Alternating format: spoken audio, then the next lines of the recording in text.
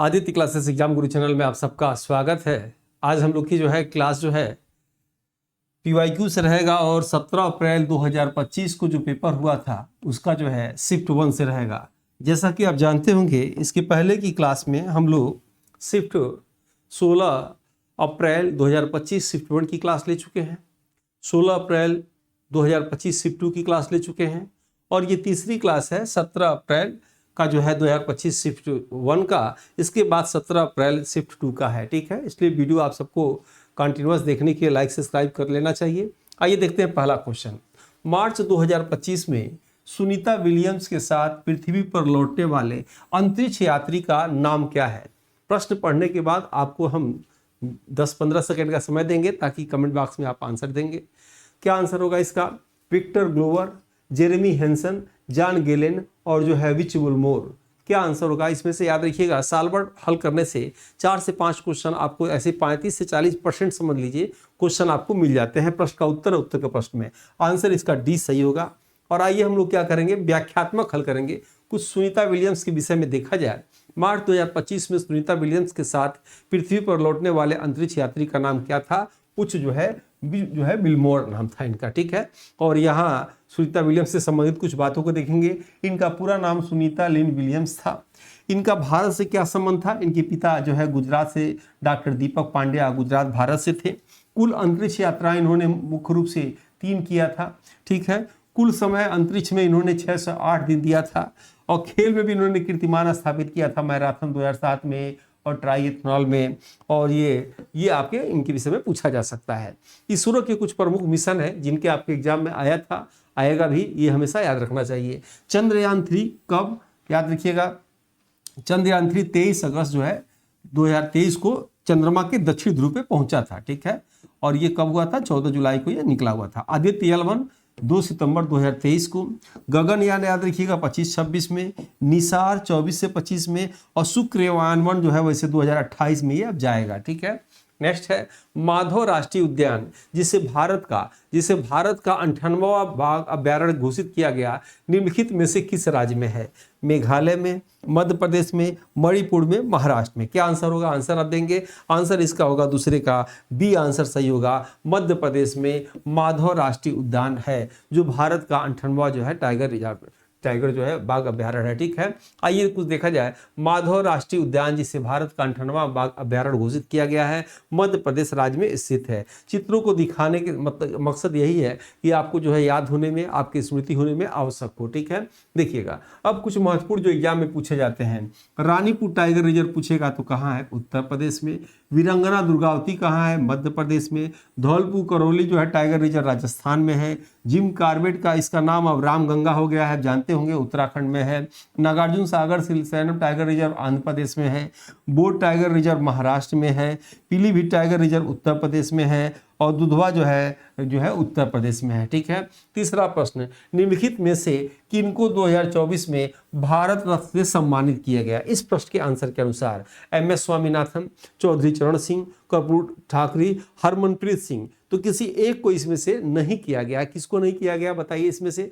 तो किसको नहीं किया गया? तो इन्हीं को नहीं किया गया। आंसर क्या होगा? ABC यानी C आंसर इसमें से सही होगा। इस प्रश्न के अनुसार आप देखेंगे तो इन लोग को जो है किया गया था। वैसे आप देखेंगे 24 में श्री कर्पूर ठाकुर जी को किया गया था, पूर्व मुख्यमंत्री थे बिहार के। श्री लाल कृष्ण आडवाणी जी को राजनीति और सार्वजनिक जीवन के क्षेत्र में किया गया था। श्री चौधरी चरण सिंह को किया गया था, पूर्व प्रधानमंत्री उत्तर प्रदेश के। श्री PV नरसिम्हा राव को किया गया था, पूर्व प्रधानमंत्री याद रखिएगा, और ये उत्तर प्रदेश से बने थे। और डॉक्टर MS स्वामीनाथन को कृषि विज्ञान के क्षेत्र में किया गया था। ये नाम आपको याद रखना है, जरूर पूछा जाता है। नेक्स्ट देखेंगे, महादेई वन जीव अभ्यारण्य निम्न में से किस राज्य में स्थित है? मध्य प्रदेश, उत्तर प्रदेश, छत्तीसगढ़, गोवा। बहुत अच्छा प्रश्न है। नाम से लग रहा होगा मध्य प्रदेश है या उत्तर प्रदेश है, तो कई लोग क्या करते होंगे, इसको मध्य प्रदेश या उत्तर प्रदेश लगा देंगे। ये भी एक होता है कि नामों से लोग पकड़ते हैं, लेकिन एग्जामिनर भी इसी तरह के प्रश्नों को देता है ताकि देखने में आसानी हो। तो महादेवी देवी कहाँ है? गोवा में है, आप याद रखिएगा। यानी महादेवी वन जीव अभ्यारण्य कहाँ है, गोवा राज्य में स्थित है। अब कुछ वन जीव अभ्यारण्य के विषय में देखा जाए, जिम कॉर्बेट अभी आपने देखा, हमने बताया इसका नाम क्या पड़ गया है, रामगंगा। भारत का सबसे पहला, याद रखिएगा, 1936 में स्थापना हुआ था। रामगंगा राष्ट्रीय उद्यान उत्तराखंड में, काजीरंगा राष्ट्रीय उद्यान असम में, गिर राष्ट्रीय उद्यान गुजरात में, पेरियार जो है राष्ट्रीय उद्यान केरल में, केबुल लामजाओ जो है मणिपुर में है, और जो है दाजिगाम राष्ट्रीय उद्यान जम्मू कश्मीर में, रणथंभौर जो है राजस्थान में है, भितरकनिका जो है उड़ीसा में है, और रानीपुर कहाँ है, उत्तर प्रदेश में है। नेक्स्ट आइए, हमारे दांत का ऊपरी भाग कठोर इनेमल से ढका रहता है, जो मुख्यतः बना होता है कैल्शियम कार्बोनेट से, जो है मैग्नीशियम फास्फेट से, कैल्शियम फास्फेट से, और कैल्शियम ऑक्जेलेट से। आंसर क्या होगा इसमें से, सी होगा। अगर पूछेगा मानव मन जो है शरीर में जो पथरी होता है, पथरी किसका बना होता है, तो पथरी कैल्शियम ऑक्जेलेट का बना होता है, याद रखिएगा।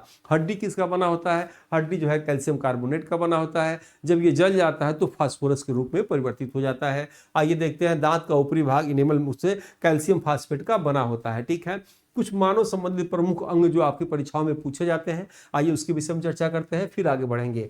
यकृत या लीवर के विषय में पूछेगा तो मानव की सबसे बड़ी ग्रंथि याद रखिएगा क्या है, लीवर है। बाइल पिगमेंट निकालता है, पित्ताशय में जो है निकाल के पित्त रस को इकट्ठा करता है। त्वचा के विषय में पूछेगा, शरीर का सबसे बड़ा अंग, तापमान नियंत्रण में कार्य करता है।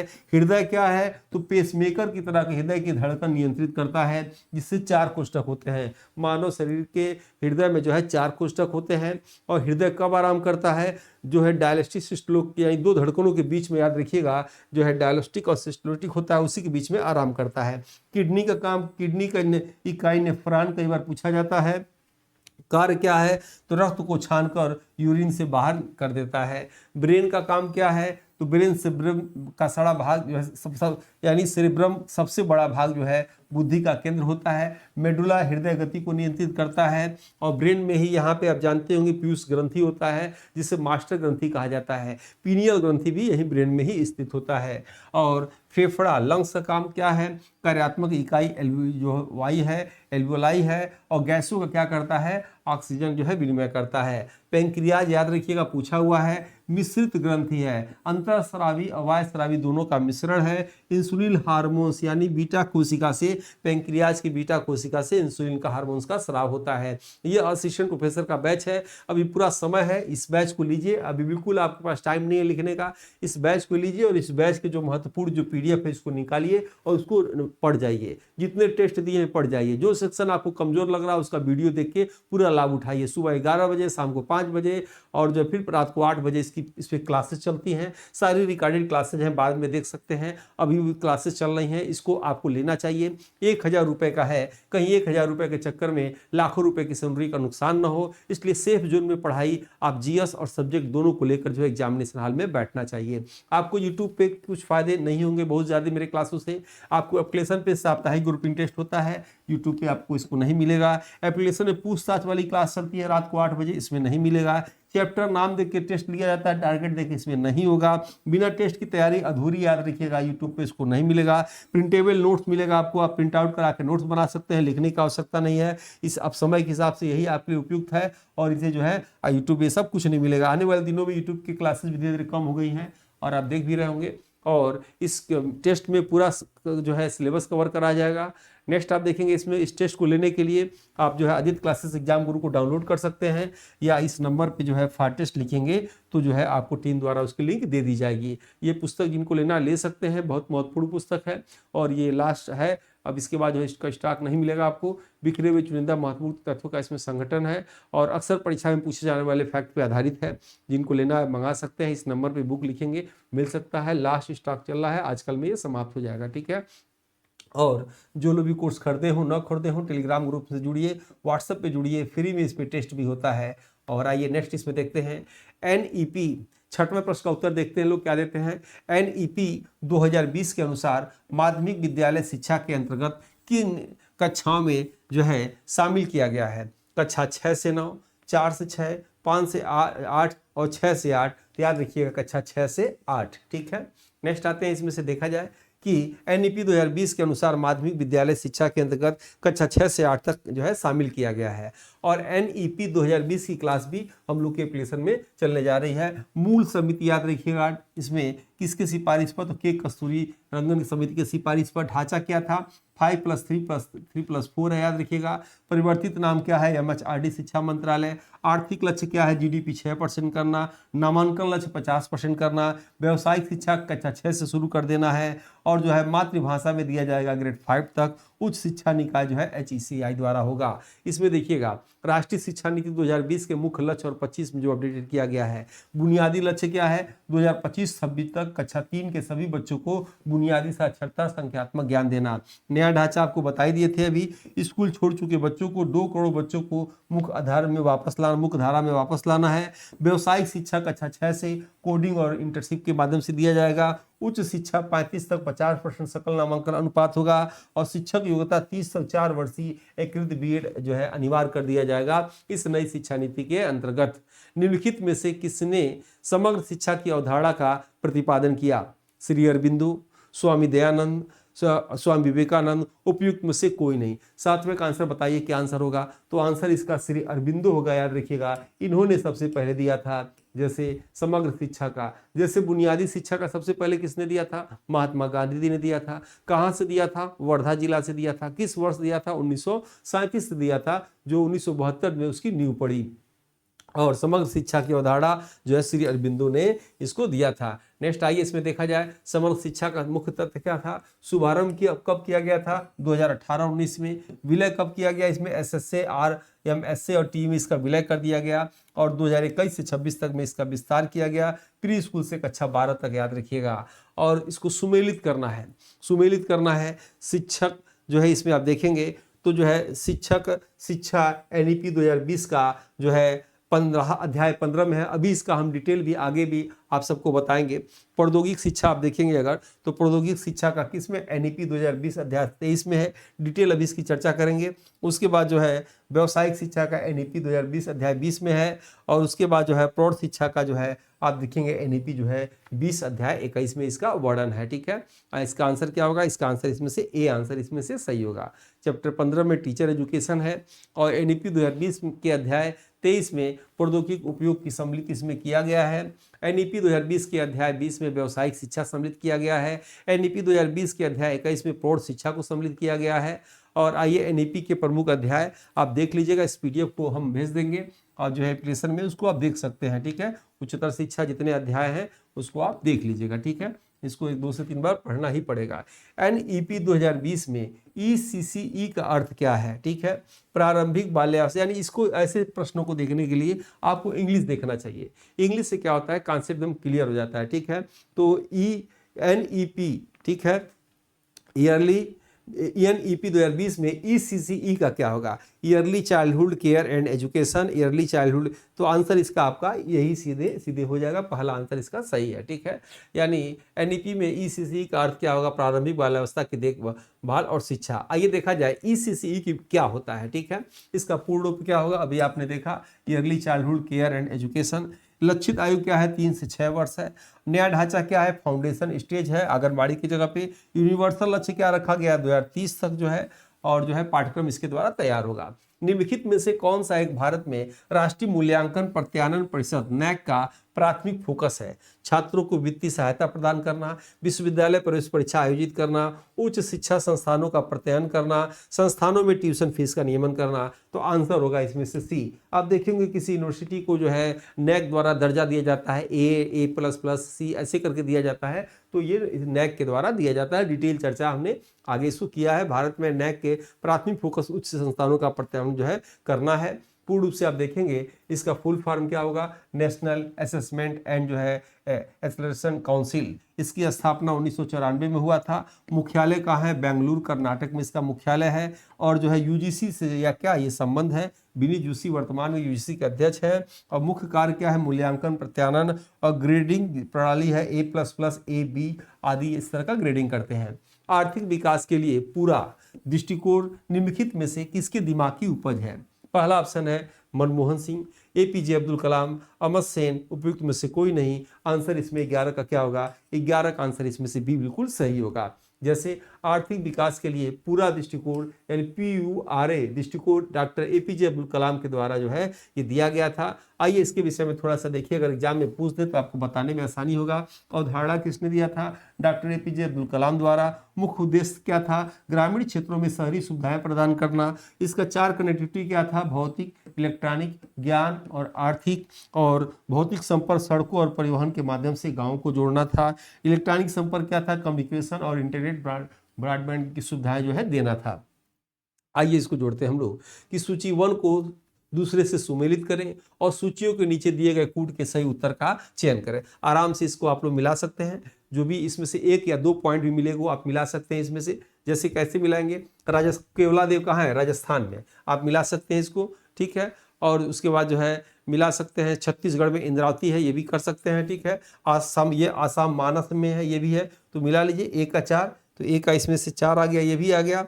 और सी का जो है 1 आ गया, तो सी का 1 है, सी का 1 आंसर इसमें से बी आंसर सही होगा। जितने लोग का इसमें से बी आंसर आ रहा होगा सही होगा, ठीक है। आइए, केवलादेव राष्ट्रीय उद्यान कहाँ है? राजस्थान राज्य में है। आपको याद होने में आसानी हो इसलिए चित्रों के माध्यम से आपको दिखा के जो है इसको याद कराया जाता है। उसके बाद जो है इंद्रावती राष्ट्रीय उद्यान छत्तीसगढ़ राज्य में है। और मानस राष्ट्रीय उद्यान असम राज्य से संबंधित है। पीन वैली राष्ट्रीय उद्यान हिमाचल प्रदेश राज्य में स्थित है। और ये अभी आपको चर्चा भी किए थे, एक बार और कर लेते हैं। ये राष्ट्रीय उद्यान का जिम कार्बेट रामगंगा उत्तराखंड। हेमिस कहाँ है? लद्दाख में है। South button island Andaman Nicobar में है। दुधवा कहाँ है? उत्तर प्रदेश में, इकलौता उत्तर प्रदेश का। केवी लामजाओ मणिपुर में है। काजीरंगा असम में है। क्रूनो कहाँ है? शिवपुर मध्य प्रदेश में आएगा, याद रखिएगा। चीता प्रोजेक्ट चीता यहीं शुरू किया गया था। गिर कहाँ है? गुजरात में है। रणथंभौर राजस्थान में है। और कान्हा जो है ये आपका जो है मध्य प्रदेश में है। रियो 20 जो है मूलतः निम्नलिखित में से किससे संबंधित है? आपको आंसर देना है। रियो 20 मूलतः जो है किससे संबंधित है आपको बताना है। आर्थिक विकास, सतत विकास जो है, और उसके बाद जनसंख्या नियंत्रण और जो है वन संरक्षण। तो क्या सतत विकास है? और सतत विकास के जो वर्तमान वाला समय चल रहा है उसमें कितने लक्ष्य दिए गए हैं? 17 लक्ष्य दिए गए हैं। इसकी भी चर्चा हम लोग आगे करने जा रहे हैं। रियो +20 का संबंध किससे है? सतत विकास से है, याद रखिएगा। इसका आयोजक वर्ष कब हुआ था? जून 2012 में। आधिकारिक नाम संयुक्त राष्ट्र सतत विकास सम्मेलन। और मुख्य दस्तावेज द फ्यूचर वी वांट। और इसका लक्ष्य क्या था? ग्रीन इकोनॉमी जो है, हरित अर्थव्यवस्था, इसका जो है रियो 20 का जो है इसका लक्ष्य था। ANPR का अर्थ क्या है? इसका भी हमने बताया। जब भी ये फुल फॉर्म आए आपको इंग्लिश देखना है, आपको बताना इसमें से क्या होगा। ऑटोमेटिक नेटवर्क प्लेट रिकॉग्नाइजेशन जो है, automatic number of plate recognition और एडवांस नंबर प्लेट रिकॉग्निशन और ऑटोमेटेड नेशनल जो है प्लेट रिकॉग्नाइजेशन। इसी अब ये इसका जो है जो आप देखते होंगे गाड़ी का नंबर होता है वो कैमरे के द्वारा आराम से जो है देखा जा सकता है। और जो है उसको इसीलिए जो है उसको जो है NPR प्लेट कहा जाता है। तो जितने लोग का भी 14 का जो है बी आंसर आ रहा होगा बिल्कुल सही है। ऑटोमेटिक नंबर प्लेट जो है रिकॉग्निशन जो है बी आंसर इसमें से सही है, ठीक है। और जो है नेक्स्ट आइए देखा जाए, इसका पूरा नाम बता दिए। तकनीक क्या है? OCR तकनीक पे आधारित है। मुख्य उपयोग क्या है? स्मार्ट टूल कलेक्शन पे जो है इसका जो है फैक्ट जो है जो फास्ट टैग में जो है इसका प्रयोग किया जाता है। सतत विकास विचार किस वर्ष अस्तित्व में आया? 1972 में, 1980 में, 2007 में, उपयुक्त में से कोई नहीं। आंसर क्या होगा? 1972 में जो है सतत विकास का जो है विचार जो है आया था। 15वां का आंसर, ठीक है। नेक्स्ट आइए, सतत विकास विचार 1972 में आया। और SDG की संख्या 17 लक्ष्य था। 169 उपलक्ष्य था। समय अवधि 2015 से 2030 याद रखिएगा, ठीक है। भारत में निगरानी नीति आयोग द्वारा किया जाता है। और प्रथम सम्मेलन स्टॉकहोम सम्मेलन 1972 में यह अवधारणा बनी थी। निम्नलिखित में से कौन एक ग्रीन हाउस गैस है?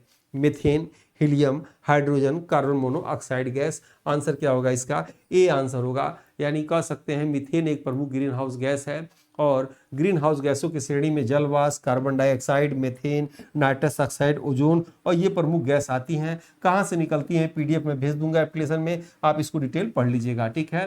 निम्नलिखित में से किसे 2024 में नोबेल का शांति पुरस्कार से सम्मानित किया गया था? मदर टेरेसा को, आंग सान सू को, मलाला यूसुफजई को, निहोन हिंडियानको को। तो आपको याद रखना है निहोन हिंडियानको को 24 में जो है दिया गया था। 24-25 दोनों का याद रखिएगा। 2024 का नोबेल शांति पुरस्कार निहोन हिंडियानको को दिया गया। अब यहाँ देखेंगे 24 का आपने देखा जापान की संगठन है, परमाणु पर जो है बम है उसी पर उन्होंने काम किया था कि परमाणु को उसको रोका जाए। 25 में किसे दिया गया था? मारिया कोरिना मचांडो को दिया गया था, वेनेजुएला की हैं। और इन्होंने शांति का नोबेल पुरस्कार किसे दे दिया था? न्यूज में आया था, जो है डोनाल्ड ट्रंप को दे दिया था। साहित्य का नोबेल पुरस्कार 24 में किसे दिया गया? हांगकांग को दिया गया, दक्षिण कोरिया का। और 25 में किसे दिया गया? लास जलो कास्नहोरकाई को दिया गया। किस देश की? तो हंगरी देश की है। ये भी आपके एग्जाम में आ सकता है। ज्यादा दो देखते हैं हम आपके एग्जाम में, एक शांति का पूछता है, दूसरा जो है साहित्य का ज्यादा पूछता है। निम्नलिखित में से कौन सा एक कांग्रेस नेता कैबिनेट मिशन की योजना के पूर्णतः पक्ष में था? महात्मा गांधी, जवाहरलाल नेहरू, सरदार पटेल और मौलाना अबुल कलाम आजाद। ठीक है, 18 का आंसर क्या होगा? तो आंसर इसमें जो है कैबिनेट मिशन के पूर्णतः पक्ष में कौन थे? तो सरदार वल्लभ भाई पटेल थे। आंसर इसमें से क्या होगा? सी होगा। कांग्रेस नेता सरदार पटेल कैबिनेट मिशन की पूर्णतः जो है पक्ष में थे। ठीक है, कैबिनेट मिशन योजना से संबंधित आइए, आगमन कब होता है? 24 मार्च 1946 को। सदस्य कौन कौन होते हैं? Pethick Lawrence, Stephen Cripps, A V Alexander. और अंतरिम सरकार का जो है इसमें गठन का प्रस्ताव पास होता है। 2005 में लागू क्योटो प्रोटोकॉल का प्राथमिक उद्देश्य क्या है?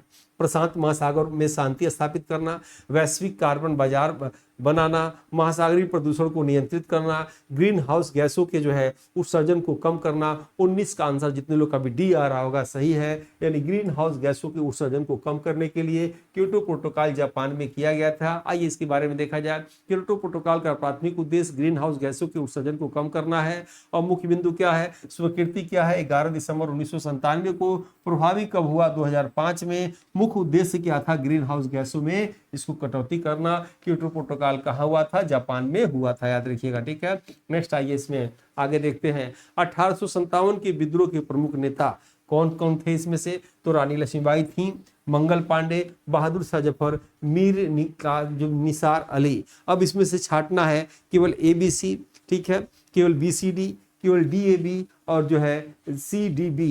तो इसमें बहुत ही आसान है, एक जो लोग का नाम इसमें है ही नहीं है, यानी कह सकते हैं कि रानी लक्ष्मीबाई झांसी से, ये जो आप कह सकते हैं पश्चिम बंगाल से, ये दिल्ली से। ABC इनका नाम नहीं है। आंसर इसमें से B से A जितने लोग आ रहा होगा सही है। और इसमें से देख सकते हैं, इसमें से आइए आगे चर्चा किया जाए।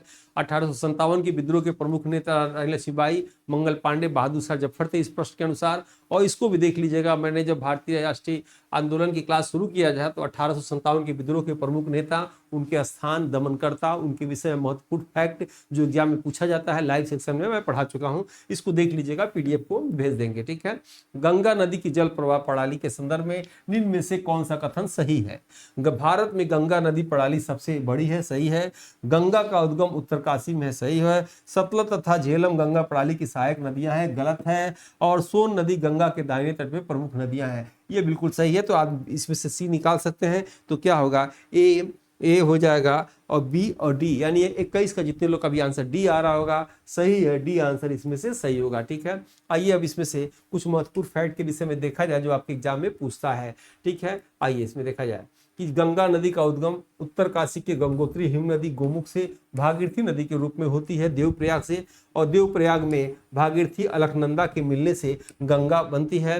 कुल लंबाई 2525 किलोमीटर। भारत की सबसे लंबी नदी गंगा। सबसे चौड़ी नदी कौन सी है? ब्रह्मपुत्र नदी है। यूपी में ये बिजनौर में प्रवेश करती है और बलिया से निकल जाती है। उत्तर प्रदेश में कुल 28 जिलों से ये प्रवाहित होती है। प्रवाह होने वाले 5 राज्यों से घूमती है ये, उत्तराखंड, उत्तर प्रदेश, बिहार, झारखंड और पश्चिम बंगाल। सबसे अधिक किसमें कहा? सबसे अधिक इसकी लंबाई उत्तर प्रदेश में है, सबसे कम झारखंड में, ये पूछा जाता है। बांग्लादेश में इसका नाम पद्मा हो जाता है, ये भी आप जानते होंगे। आइए नेक्स्ट हम लोग देखा जाए इसमें, खैबर दर्रा निम्नलिखित में से किस देश में स्थित है? बांग्लादेश, भूटान, भारत, पाकिस्तान। तो ये याद रखिए, खैबर दर्रा चूंकि एक देश में नहीं है, ये कई देशों में इसकी सीमाएं हैं। इस ऑप्शन के अनुसार देखा जाए तो पाकिस्तान ही होगा। अफगानिस्तान में भी है, याद रखेंगे।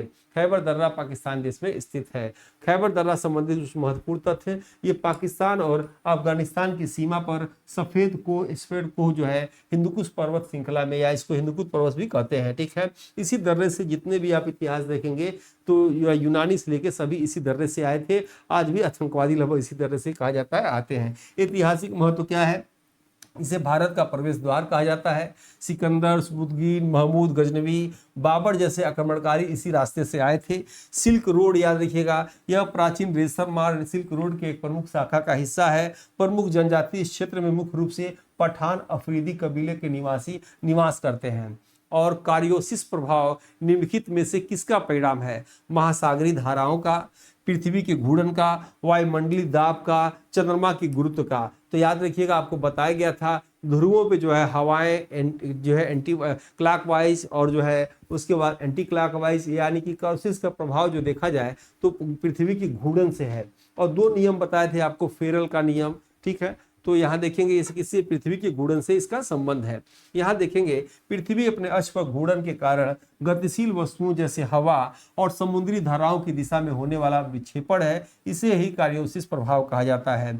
जो है उत्तरी गोलार्ध में वस्तुएं दाईं ओर और दक्षिणी गोलार्ध में बाईं ओर जो है मुड़ जाती हैं। फेरल का नियम ये भी बताया गया था। इसी प्रभाव के आधार पर हवाओं की दिशा निर्धारित होती है, यही फेरल का नियम है, ठीक है। क्या नियम है बताया गया था आपको कि जो है उत्तरी गोलार्ध में क्लॉकवाइज और दक्षिणी गोलार्ध में एंटी क्लॉकवाइज। क्रिस्टी कोवेंट्री जो अंतर्राष्ट्रीय ओलंपिक समिति की अध्यक्ष चुनी जाने वाली पहली महिला बनी, निम्नलिखित में से किस देश से हैं? जिम्बाब्वे, ऑस्ट्रेलिया, ब्राजील, संयुक्त राष्ट्र अमेरिका। आंसर क्या होगा? जिम्बाब्वे से देश की है। और जो है ये कहाँ के? जिम्बाब्वे देश के। जिम्बाब्वे की राजधानी हरारे। राष्ट्रीय ओलंपिक संघ और भारतीय ओलंपिक संघ दोनों के विषय में आपके एग्जाम में प्रश्न आते हैं, इसलिए आपको दोनों के विषय में थोड़ी थोड़ी जानकारी, महत्वपूर्ण जानकारी आपको जानना चाहिए। अगर प्रश्न आ जाए, यहाँ पहले हम लोग अंतर्राष्ट्रीय ओलंपिक समिति के विषय में देखेंगे, पुनः उसके बाद भारतीय ओलंपिक समिति के विषय में देखेंगे। वीडियो आपको अच्छा लग रहा हो तो लाइक, सब्सक्राइब, हाई बटन जरूर दबाइएगा, ताकि आपके बटन दबाने से हमें ऊर्जा मिलेगी और इससे भी अच्छा वीडियो आपके जो है यूट्यूब पर इंपॉर्टेंट कंटेंट लेकर हम लोग आते रहेंगे, ठीक है। तो आइए इसमें देखते हैं, अंतर्राष्ट्रीय ओलंपिक समिति की स्थापना कब हुआ था? 1894 में हुआ था। मुख्यालय कहाँ है? लुसाने, स्विट्जरलैंड में है। आदर्श वाक्य क्या है? फास्टर, हाइगर, स्ट्रांगर टुगेदर, इसका आदर्श वाक्य है। आगामी खेल 26 याद रखिएगा, मिलान कोटिना इटली में होगा। 28 में कहाँ होगा? लॉस एंजलिस यूएसए में होगा। और 32 में कहाँ होगा? ब्रिस्बेन ऑस्ट्रेलिया में होगा। अंतर्राष्ट्रीय ओलंपिक समिति के विषय में क्या पूछता है? स्थापना 1927 में हुआ। मुख्यालय कहाँ है? नई दिल्ली में है। वर्तमान अध्यक्ष पीटी उषा है और पहली बार कोई महिला अध्यक्ष भी बनी है तो पीटी उषा है, भी याद रखिएगा। आईओसी की प्रथम महिला अध्यक्ष कोई बना तो हाँ, नीता अंबानी जी बनी। और भारत का लक्ष्य 36 तक क्या है? 36 की ओलंपिक की जो है मेजबानी करना। नेक्स्ट आप देखेंगे, निम्नलिखित में से कौन सा राष्ट्रीय जनसंख्या नीति 2020 के उद्देश्य से है?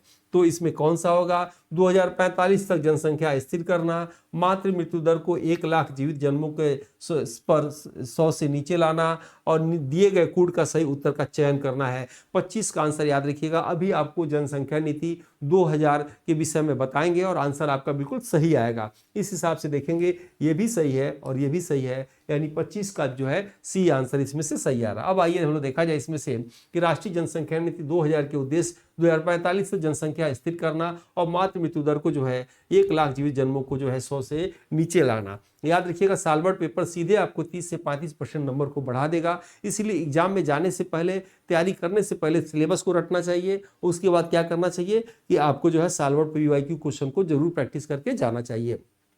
तो जनसंख्या नीति जो 2000 के विषय में क्या महत्वपूर्ण फैक्ट है, इसकी घोषणा कब हुआ? 15 फरवरी 2000 को प्रधानमंत्री की अध्यक्षता में राष्ट्रीय जनसंख्या कोष का गठन हुआ था। और इसका उद्देश्य क्या था? गर्भ निरोधक, स्वास्थ्य बुनियादी ढांचे और स्वास्थ्य कर्मियों की जरूरतों को पूरा करना।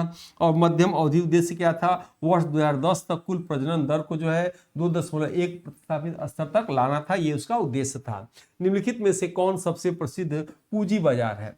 कौन सा सबसे प्रसिद्ध है भाई? शेयर बाजार, ब्रांड बाजार। भारत में किसी भी डिपॉजिट के साथ एक डिपॉजिट खाता ये नहीं हो सकता। तो आंसर इसमें से 26 का आंसर अगर आप देखेंगे तो जितने लोग का डी आंसर आ रहा होगा, 1 और 2 यही होगा, यानी ये आंसर सही होगा, ये आपका नहीं होगा। अब आइए हम लोग इसमें से देखते हैं कि सबसे प्रसिद्ध पूंजी बाजार क्या है? ब्रांड जो है शेयर बाजार और ब्रांड बाजार है। और जो है कुछ पूंजी बाजार से संबंधित महत्वपूर्ण तथ्य देखते हैं। सेबी की स्थापना पूछा हुआ था आपके एग्जाम में। सेबी की प्रथम महिला अध्यक्ष माधुरीपुरी बुच वर्तमान में कौन है? तुहिनकांत पांडे है, ठीक है। और इसका जो है स्थापना 1992 में होता है। राष्ट्रीय प्रतिभूति और विनिमय बोर्ड पूंजी बाजार का नियामक, वैसे इसकी स्थापना 88 हो जाती है, लेकिन वैधानिक दर्जा पूर्ण रूप से 1992 में इसको मिलता है। प्राथमिक बाजार, इसे न्यू इश्यू मार्केट भी कहते हैं, जहां पहली बार प्रतिभूतियां जैसे आईपीओ जारी की जाती हैं, ठीक है। एनएफओ आईपीओ आप जानते होंगे, म्यूचुअल फंड में क्या होता है, एनएफओ होता है, ठीक है, शेयर में आईपीओ। द्वितीयक बाजार में क्या होता है, जहां पहले से जारी प्रतिभूतियों जैसे शेयर की खरीद बिक्री होती है, इसे स्टॉक एक्सचेंज भी कहा जाता है। दो स्टॉक एक्सचेंज के विषय में जानना चाहिए। बीएससी बॉम्बे स्टॉक एक्सचेंज, स्थापना 1875 में, यह एशिया का सबसे पुराना स्टॉक एक्सचेंज है। इसका सूचकांक जो है सेंसेक्स होता है। और एनएससी नेशनल स्टॉक एक्सचेंज, स्थापना 1992 में, फिरवानी समिति की सिफारिश पर इसका सूचकांक जो है निफ्टी होता है, ठीक है। दो ही जो है भारत में मुख्य रूप से है। और आइए देखते हैं भारत में फिक्की की स्थापना किसने किया था। बहुत ही बार की प्रश्न है ये, 27 का याद रखिएगा। थोड़ा सा भी जो लोग पढ़ के नाम जानते होंगे उनका जो है गड़बड़ हो जाएगा, क्योंकि पुरुषोत्तम दास ठाकुर दास यहाँ भी है और जो है यहाँ भी है। 27 का आंसर, इसमें से जितने लोग का भी बी आंसर आ रहा होगा सही है कि भारत में फिक्की की स्थापना किसने किया था, पुरुषोत्तम दास ठाकुर दास, जीडी बिरला ने किया था। बी आंसर होगा। फिक्की की प्रथम महिला अध्यक्ष जो है नैना लाल किदवई हैं, ठीक है। और ये क्या है, व्यापारिक का एक जो है संगठन है बहुत बड़ा। आइए इसके विषय में देखा जाए। भारत की फिक्की की स्थापना पुरुषोत्तम दास ठाकुर दास एवं जीडी बिरला ने किया था। पूरा नाम इसका देखिए, federation of India chamber of commerce and industry, स्थापना 1927 में हुआ था। संस्थापक घनश्याम दास बिरला और पुरुषोत्तम दास ठाकुर जी थे। और सलाहकार प्रेरक कौन थे, महात्मा गांधी थे। और सूची 1 को सूची 2 के साथ सुमेलित करना है। सूचियों के नीचे दिए गए कूट का सही उत्तर देना है। तो ये जो है बहुत आसान है। इसमें से देखे होंगे, ये तो कई बार आया हुआ है कि छुआछूत का अंत किसमें है, छुआछूत का अंत किसमें है, तो 17 में है, मिला सकते हैं। छुआछूत का अंत यानी कि अस्पृश्यता का अंत किसमें है, 17 में है, आप देख सकते हैं। अवसर की समानता, ठीक है, विधि के समान अधिकार, ये आपका 2 इसी में फंस रहा होगा, ठीक है। तो जाति के आधार पे, धर्म के आधार पे किसी को कहीं एडमिशन से किसी चीज़ को रोकना नहीं है। तो इस हिसाब से देखा जाए तो जो है विधि के समझ जो है 14 हो जाएगा, इसका बी हो जाएगा, ठीक है। और ये आपका आंसर सीधे इसमें से 28 का जितने लोग का भी ए आंसर आ रहा होगा बिल्कुल इसमें से सही है। नेक्स्ट आइए देखा जाए, इसमें से ए कर लीजिए आप। 29 देखिए, इसमें से विधि के समझ अधिकार अनुच्छेद 14 संबंधित है। धर्म के आधार पर भेदभाव में सुरक्षा अनुच्छेद 15 से संबंधित है। अवसर का समानता 16 से संबंधित है। अस्पृश्यता छुआछूत का अंत 17 से संबंधित है। अब इसमें से देखेंगे भाग 3 में यानी मूल अधिकार में जो प्रमुख अनुच्छेद, पहला देखेंगे जो है समानता का अधिकार, बाकी आप देख लीजिएगा पीडीएफ में। दूसरा स्वतंत्रता का अधिकार 19 से 22। तीसरा आप देखेंगे शोषण के विरुद्ध अधिकार। चौथा धर्म की स्वतंत्रता का अधिकार। पांचवा संवैधानिक उपचार, याद रखिएगा, ठीक है, यानी इसमें से पांचवा आपका संस्कृत शिक्षा का अधिकार। छठवां संवैधानिक अधिकार 6 है। और ये आप पूरा इसका पीडीएफ में डिटेल देख लीजिएगा, बार बार पूछा जाता है। लोकसभा की अधिकतम सदस्य संख्या कितनी है आपको मालूम होना चाहिए, क्योंकि अभी ये परिवर्तित हाल में ही किया गया है। तो 530, 545, 550, 552 क्या होगा, 550 होगा, ठीक है। यानी आप देखेंगे लोकसभा की अधिकतम सदस्य संख्या कितना है, तो 550 निर्धारित किया गया, 2 हटा दिया गया है, ठीक है।